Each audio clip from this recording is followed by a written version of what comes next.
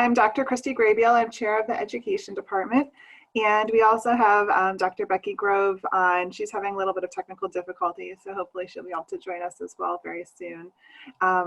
So I just wanted to give you an overview of the education programs here at Hood, and then if you have any questions, ask Becca, and she'll pause and ask any questions as we go too. So first of all, just a big overview. We have early childhood education, which certifies for pre-K through grade 3. Elementary special education, which is a dual certificate program.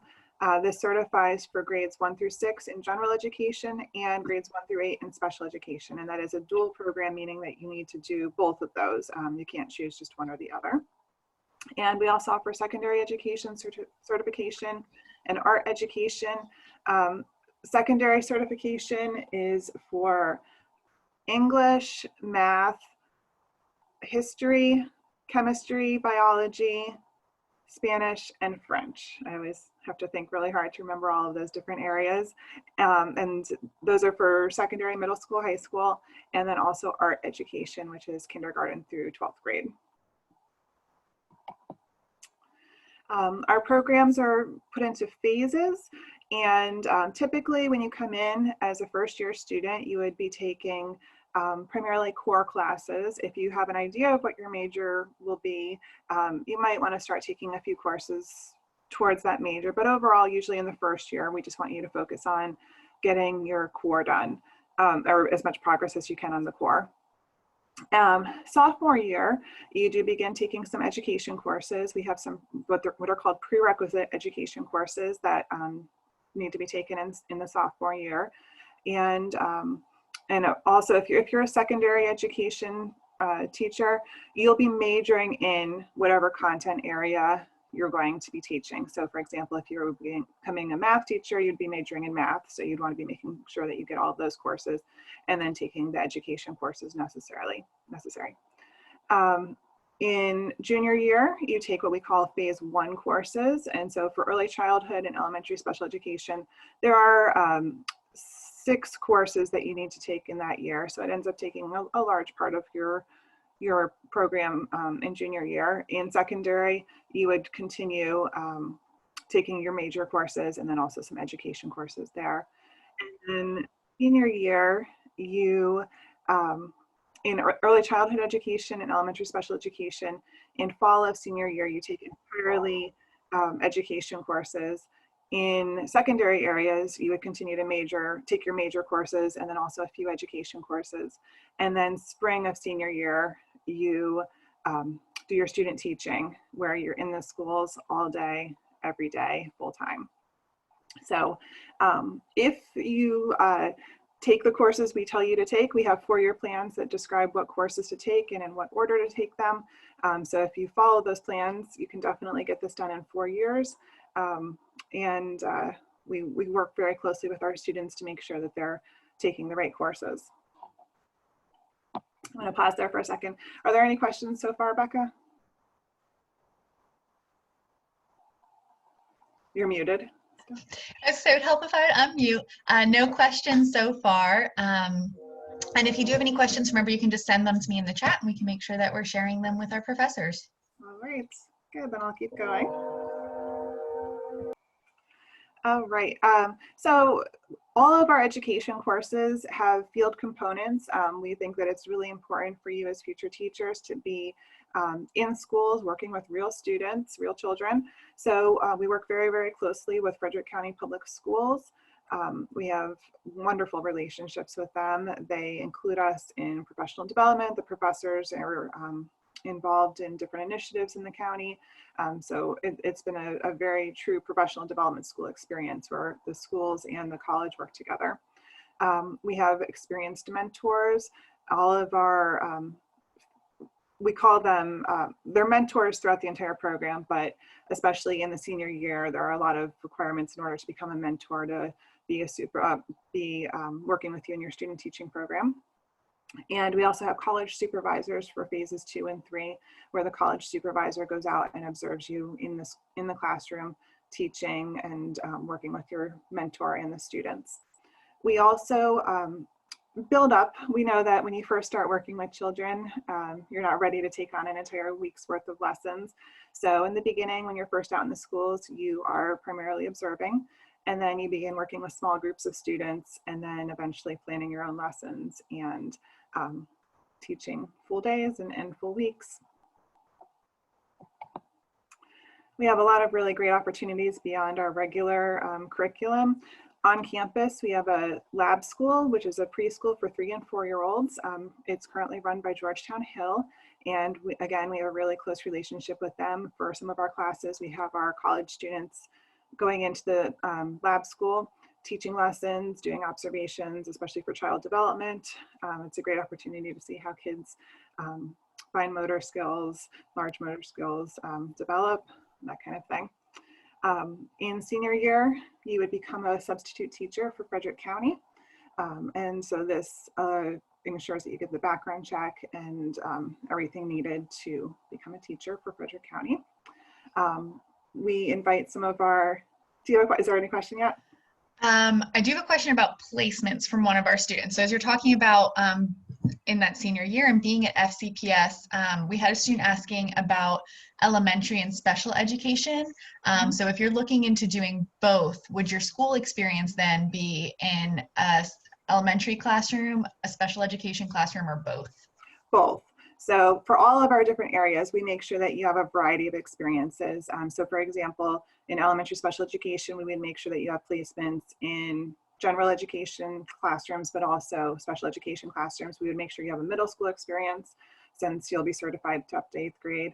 But then similarly for early childhood education, we make sure that you have a pre-K experience or a kindergarten experience, as well as up to 3rd grade. For secondary, we make sure that you have a middle school experience and a high school experience. And we also, beyond the grade levels, we make sure that you have some more rural experiences, some more urban experiences, so a wide variety. And sometimes our interns come in thinking, I am certain I want to become a teacher of 3rd grade. They're certain that they know what they want to do, but then they have a placement in a different grade and they realize, oh, this is actually wonderful too. So we want to make sure that you have a wide variety of experiences. We also offer honors thesis program, the departmental honors to some of our seniors. We look at grade point averages and work habits, and we invite a few students every year to do a departmental honors project. So there's been some really neat projects completed by those students. We have a Teachers of Promise program. This is actually a statewide program where we invite a few students to join this program, and they get a mentor. This is for our seniors right before they graduate. They are assigned a mentor somewhere in the state to help them in their first year. We have a variety of scholarships available specific to teachers, and if in a few minutes I'll be sharing my contact information. We can share that information, but I also would encourage you to just make sure that when you are applying for your financial aid, you look at all of the different scholarships that are available.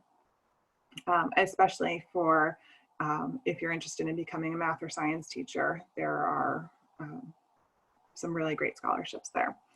We have a Student Education Association, which works to create activities that are connected to our local community. They work with our local schools and do some great partnerships there. And then Kappa Delta Pi is our education honors program. And so we invite some of our top scholars into that every year. I wanted to share contact information about the different programs. Our early childhood education program coordinator is Dr. Torres Crespo. Her email address is up there. Our elementary special education coordinator is Dr. Strickland. She happens to actually be out on sabbatical this year. So if you do email her, you might see that she has an automatic response saying, talk to Dr. Torres Crespo. So either one would work, but for a more immediate response, you might want to actually go to Dr. Torres Crespo. But when you get here next year, Dr. Strickland will be the elementary special education coordinator. And Dr. Kadapa is our secondary education coordinator. So for all of those different secondary areas, as well as art. And then I'm Dr. Graybiel. I am the chair of the education program, and Dr. Grove is also here. She teaches primarily secondary education courses. So we're also happy to answer any questions that you have. So that is all I planned, but if there are any questions, I'd be happy to answer them. Yes, yeah, we have some great questions from students. So we addressed the elementary and special education placements. So the next question we got was from a student who's interested in doing both an English and a Spanish major for secondary education, and wants to know if this is possible or if one subject might have to be compromised. Dr. Grove, are you able to answer that? Are you able to talk now? Can you hear me now? Oh, back. Okay. Yeah, that's Oh, no. Okay, then I'll try to answer it. No, we can't hear it. Okay, we can't hear Dr. Grove. That would be a very difficult, I'll see if I'll answer this the same way as Dr. Grove would, but I think that would be quite difficult because in order for the secondary education majors, secondary certifications, you need a major in whatever it is that you're being certified in. So majoring in both Spanish and English, as well as taking the education courses necessary for that, would be very difficult. I'm not going to say totally impossible, but I think that would definitely require some summer coursework, some additional coursework beyond the regular degree. One thing I will put out there is that the state of Maryland has a lot of requirements in order to become certified in an area, but then adding additional certificates is relatively easy. So if you were to choose one of those majors and become certified in that, and then once you're a teacher, you take the praxis exams in the other area, there are ways to add certificates to your teaching degree, your teaching certificate. So can you hear me now? Yes. Okay, so I'm talking through my phone and I'm listening through my computer. So anyway, I was going to agree with Dr. Graybiel. I think you could be a minor in one of the areas, so like maybe be an English major and get your certification there, and then minor in Spanish, and eventually then you could, you know, use that Spanish knowledge and take the praxis and become certified in the second area as well. And having a Spanish minor as a teacher would be a fantastic tool given the changing population of our K-12 schools, where we have a lot more second language students in our classrooms. So our next question, sorry, I'm going down through here. So we have a student who would like to double major with early childhood and elementary education. Would her courses be different? So again, this is, it would be very, very difficult to do that because you would need to do the field placements in both types of settings. So there's actually a lot of overlap in coursework. So the coursework wouldn't be too much of an issue, but in order for HUD to certify you, you would need to currently the requirement is 100 days in each of the different areas that we're certifying in. So it would require a 5th year in order for us to add that certificate. But there's the workaround where you choose one or the other for HUD to say that you've completed a program in, let's say, early childhood education. But along the way, you take all of the special education courses, and then you take the praxis exams to add the special education certificate. So it would get you the certification and make you extremely marketable, but unfortunately, HUD wouldn't be able to say that you've done both complete programs in 4 years. Speaking of a 5th year, another student has a question. Do we have a 5-year master's program for education students? And within the education program, is there an ESOL path? If the student's currently set to double major in Spanish and education in hopes of teaching students whose first language is not English.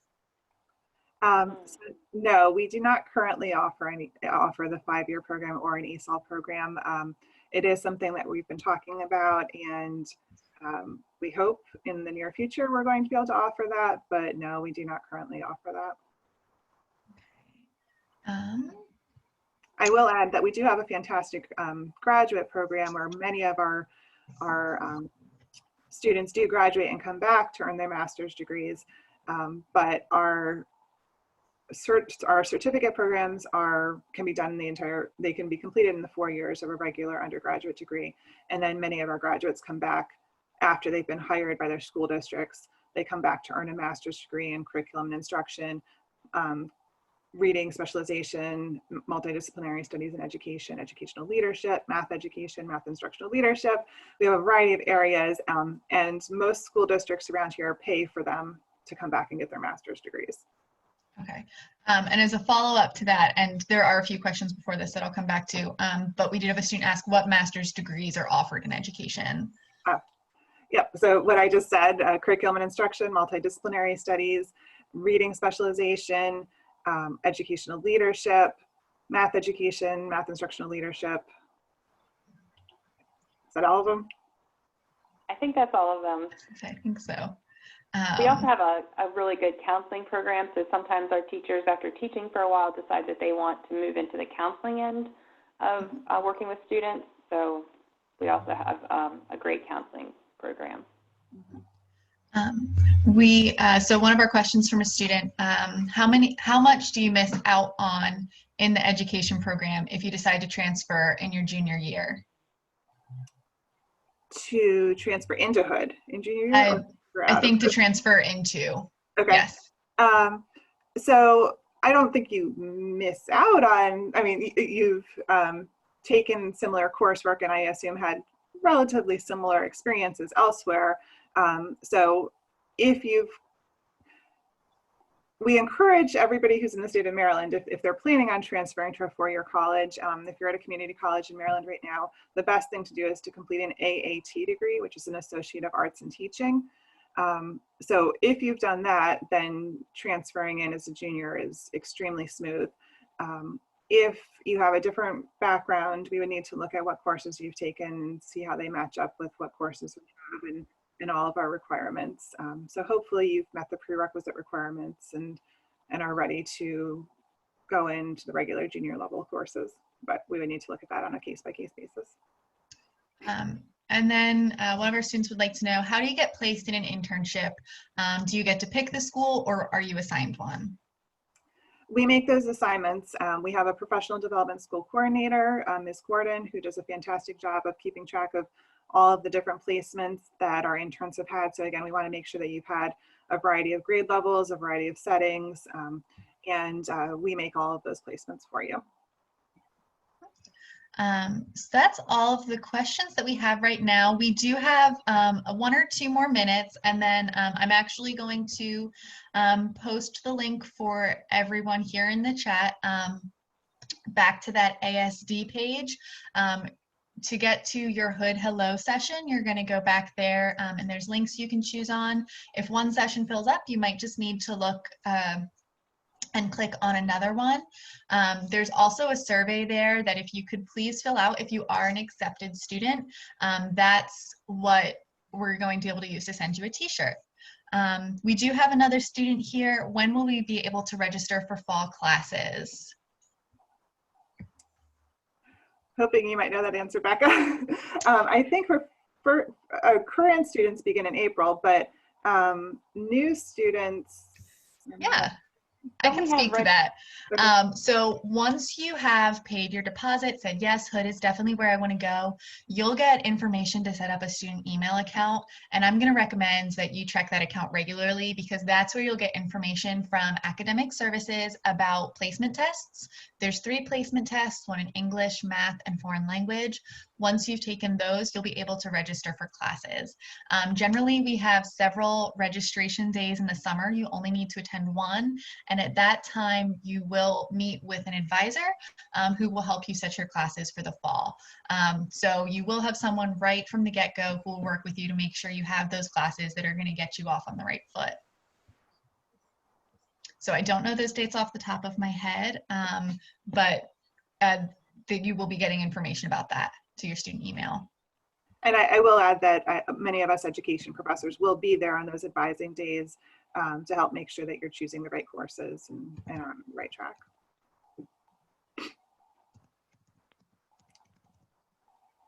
And I am sorry, I'm typing here. So I just resent everyone the link for the ASD page. Again, that's where you can go to get to your next session, which will get started around 10:50, so you have a few minutes. And then there's also a survey there. Again, please fill that out. That's going to allow us to send you a t-shirt if you are an accepted student. That survey will be open, so if you don't get a chance to fill that out immediately after this session before going to your next one, it will be there. And all of the academic sessions have been recorded, so if there's any you're curious about, maybe if you're thinking about secondary education and biology and you wanted to check out the bio class, those links will still be there, so you can do that.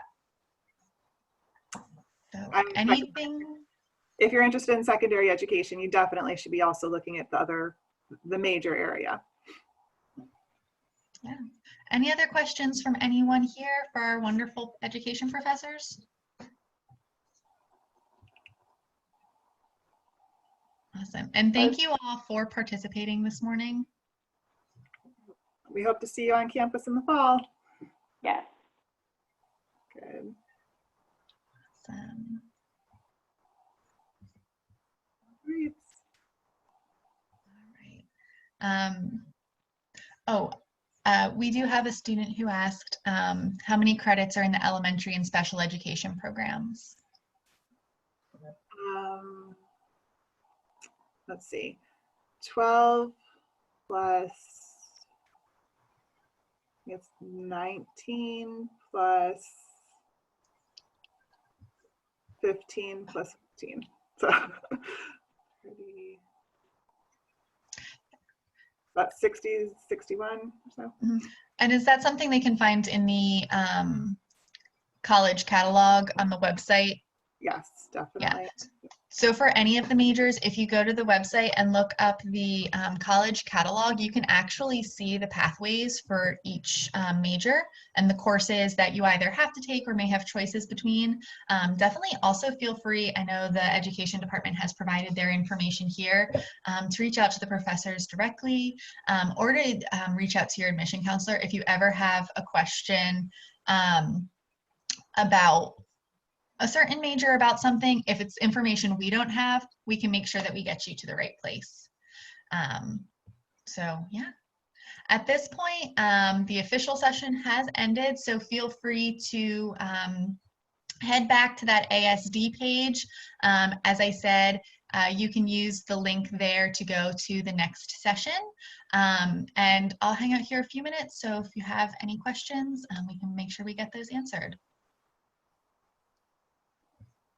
Thank you, everybody. Hi, everyone. All right.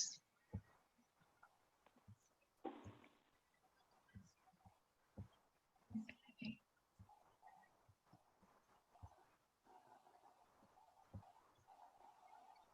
All right. And I know we did have a student just join us. Hi, Rebecca.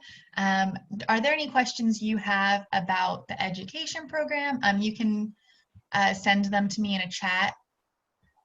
And the whole session is also, it was recorded, so it will be available so that you can rewatch the whole session then. So, okay. Dr. Grove, I think I'm gonna